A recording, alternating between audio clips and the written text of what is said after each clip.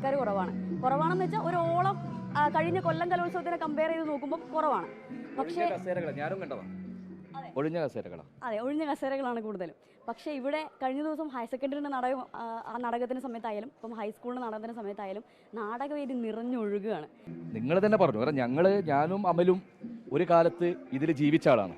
ഇന്നും നാടകങ്ങൾ തേടി എവിടെയും, അത് കുട്ടികളുടെ നാടകമായിക്കോട്ടെ, മുതിർന്നവരുടെ നാടകമായിക്കോട്ടെ, ഇന്റർനാഷണൽ നാടകങ്ങളായിക്കോട്ടെ, ഞങ്ങൾക്ക് സമയം കിട്ടുമ്പോഴൊക്കെ ഞങ്ങളുടെ ഒരു വിദ്യാഭ്യാസത്തിന്റെ ഭാഗമാണ് അല്ലേ അമലെ? അത് എന്ന് വെച്ചാൽ നാടകം എന്ന് പറയുമ്പം ഈ കുട്ടികളുടെ നാടകം മാത്രമല്ല, കേരളത്തിൽ എവിടെ നാടകോത്സവം നടന്നാലും അത് വലുതും ചെറുതുമായിട്ടുള്ള എല്ലാ നാടകോത്സവങ്ങൾക്കും സജീവമായിട്ടുള്ള ജനങ്ങളുടെ ഒരു പങ്കാളിത്തമുണ്ട്. കാരണം കേരളത്തിലൊരു ചരിത്രം തന്നെ നാടകം കളിച്ചുണ്ടായ ഒരു സ്ഥലമാണ്. നമ്മുടെ ഒരു ചരിത്രം പരിശോധിച്ചാൽ തന്നെ അപ്പം അത്രമാത്രം നാടകവും നമ്മുടെ സംസ്കാരവും നമ്മുടെ കേരളവുമായിട്ടൊക്കെ വലിയതായിട്ടുള്ളൊരു ബന്ധമുണ്ട്.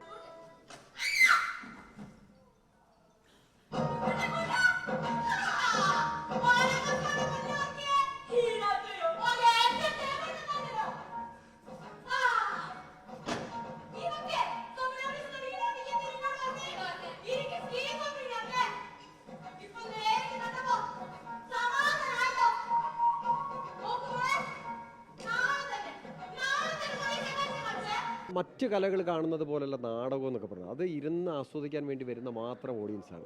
നിങ്ങൾ പറഞ്ഞത് വളരെ സത്യമാണ്. അത് കേരളത്തിലെ എല്ലാ കലോത്സവങ്ങളിലും എപ്പോഴും ഏറ്റവും കൂടുതൽ നിറഞ്ഞ സദസ്സ് ഓഡിയൻസ് ഉണ്ടാവുന്ന നാടകത്തിന്. ഓഡിയൻസിന്റെ പ്രത്യേകതയും പറയാം, ഇത് തിരുവനന്തപുരം ജില്ലക്കാരല്ല, ഇത് കേരളത്തിലെ എല്ലാ ജില്ലകളിൽ നിന്നും ഉള്ള ആൾക്കാർ 3 ദിവസം ഇവിടെ വന്ന് താമസിച്ച് ഉച്ചഭക്ഷണം പോലും കഴിക്കാതെ ചെറിയ ഭക്ഷണം ബാഗിൽ വെച്ച് കൊണ്ടുവന്നിട്ടൊക്കെ കഴിച്ചിട്ട് നാടകം കാണാം. അതാണ് പറഞ്ഞത്. അപ്പോൾ എപ്പോഴും പറയാം, നാടകം തേടിപ്പോകണം.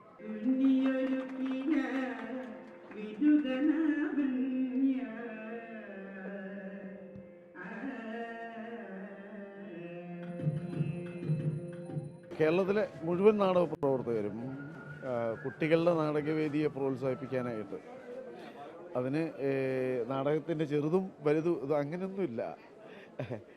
അത് നാടകപ്രവർത്തകരുടെ ഉത്സവമാണ് ശരിക്കും പറഞ്ഞാൽ.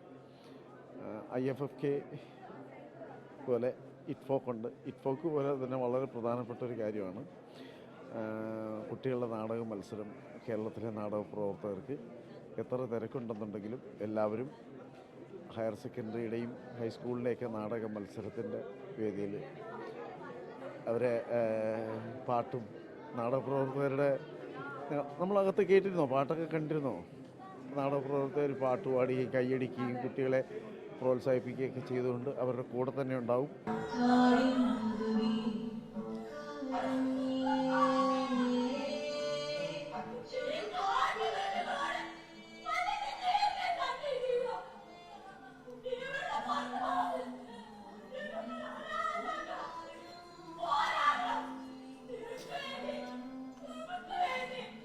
ഈ കലോത്സവ വേദിയിൽ ഇത്രയധികം രാഷ്ട്രീയം വിളിച്ചു പറഞ്ഞു. രാഷ്ട്രീയം എന്ന് പറയുന്നത് കക്ഷി രാഷ്ട്രീയമല്ല, കൊടിയുടെ രാഷ്ട്രീയമല്ല, പ്രകൃതിയുടെ രാഷ്ട്രീയം, മനുഷ്യന്റെ പക്ഷം, സ്നേഹം, ഇത്രയധികം കുട്ടികളുടെ ചിന്തകളും അതൊരു സംവിധായകനുണ്ടെങ്കിൽ പോലും കുട്ടികൾ കൂടി പറയുന്നതുകൊണ്ടാണ് അത് ജനങ്ങളിലേക്ക് എത്തുന്നത്. സൗന്ദര്യകല എന്നതിനപ്പുറം നാടകത്തിൽ അങ്ങനെ ഒരു രാഷ്ട്രീയത്തിൻ്റെ ഒരു അംശം കൂടിയുണ്ട്.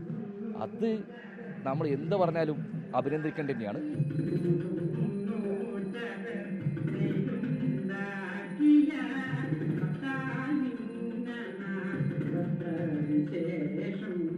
കുട്ടികളുടെ നാടകവേദി, അതിനകത്ത് കുട്ടികളുടെ വ്യക്തിത്വ വികസനവും അതിൻ്റെ സബ്ജക്റ്റ് ഡെവലപ്പ് ചെയ്യലും അതൊക്കെ വേറൊരു കൗതുകമുള്ളൊരു കാര്യമാണ്. അവരെ എഡ്യൂക്കേറ്റ് ചെയ്യുക, അങ്ങനെയൊക്കെ ഒരുപാട്. അപ്പോൾ അത്തരത്തിലുള്ളൊരു മേഖലയിൽ, കാരണം വിദ്യാഭ്യാസ മേഖലയിൽ ഒരുപാട് സംഭാവന ചെയ്യുന്നൊരു കാര്യമാണ് ഈ കുട്ടികളുടെ നാടകം. അവരുടെ വ്യക്തിത്വ വികസനത്തിന് ഒരുപാട് സംഭാവന ചെയ്യുന്നൊരു കാര്യമാണ്. നാടകം പഠിക്കുന്നതിലൂടെ ഒരു വ്യക്തിക്ക് ഉണ്ടാകുന്ന മാനസികമായിട്ടുള്ളൊരു വളർച്ച അതിഭീകരമാണ്.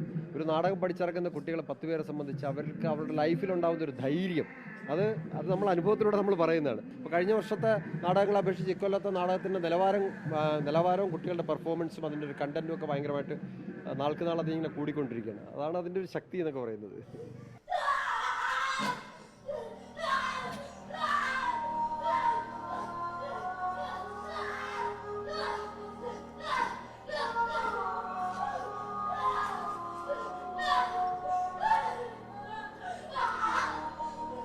അല്ല, ഏറ്റവും കൂടുതൽ എനിക്കൊന്ന് ഇത്തവണ മീഡിയം ഒരുപാട് സപ്പോർട്ടുണ്ട്.